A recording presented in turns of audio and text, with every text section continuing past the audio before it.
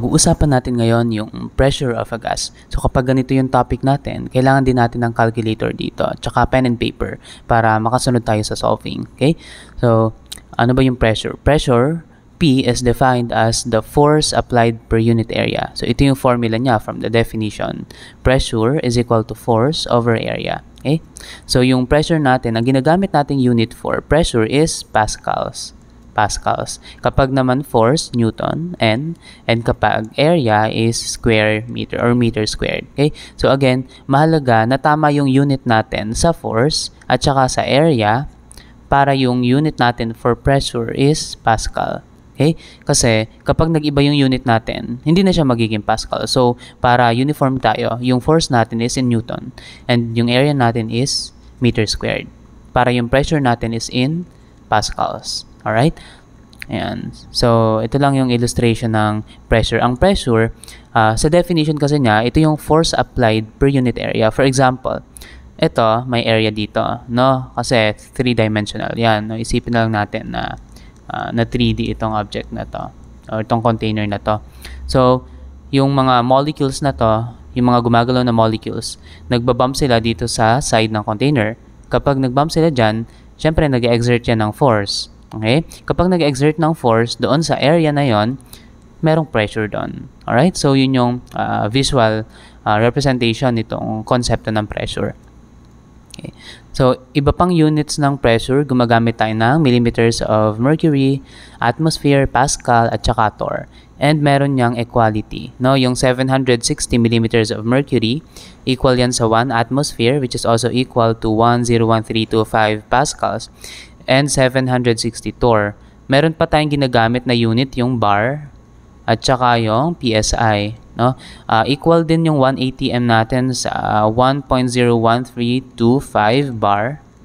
And then sa 14.69 something, so round up natin to 14.7 PSI or pounds per square inch. Okay? So, sa chemistry problems, madalas natin ginagamit syempre atmosphere. Okay? Minsan, millimeters of mercury, bar minsan, no? Ma-encounter natin yan kapag pinag-usapan natin yung gas loss, and then ito, tsaka yan, no? Although medyo bihira natin itong gamitin. Yung PSI, di natin ito masyadong ginagamit. Alright? Okay. Try natin to convert 3.1 atmosphere to millimeters of mercury. Yung mga binigay kong equality kanina ng yung conversion ng pressure, pwede natin yung gamitin kapag nagsosolve tayo ng conversion ng one unit of pressure to another. So, sulat muna natin yung given, 3.1 atmosphere. And then, introduce tayo ng conversion factor. Palagi yung atmosphere nasa baba. Bakit? Gusto nating makancel si atmosphere. Ano yung nasa taas? Millimeters of mercury. Okay? Ano yung equality nitong dalawa? Na-establish natin kanina that 1 atmosphere is equal to 760 millimeters of mercury. So, basically, anong gagawin dito? 3.1 times 760. Lagay nyo yung answer nyo, and then huwag kakalimutan sa unit, millimeters of mercury. Again, ito yung given unit. Kailangan makancel yan. Tapos ano yung matitira? Desired unit. Alright? So, gamitin nyo lang yung calculator nyo. 3.1 times 760, and yun yung magiging sagot nyo dito. So, dito, ang sagot natin is 2,356 millimeters of mercury. Try pa natin, isa pa. Convert 843 torr to atmosphere. Start lagi sa given, 843 torr. Introduce tayo ng conversion factor.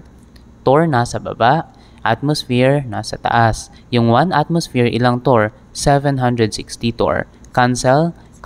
Anong matitira? Yung desired unit natin, atmosphere. Okay? Basically, 843 divided by 760, and that will be your answer. Check natin dito. Ayan. Cancel yung torr, and yung answer natin is 1.11 atmosphere. So, dito kasi 3 significant figures yung ginagamit natin.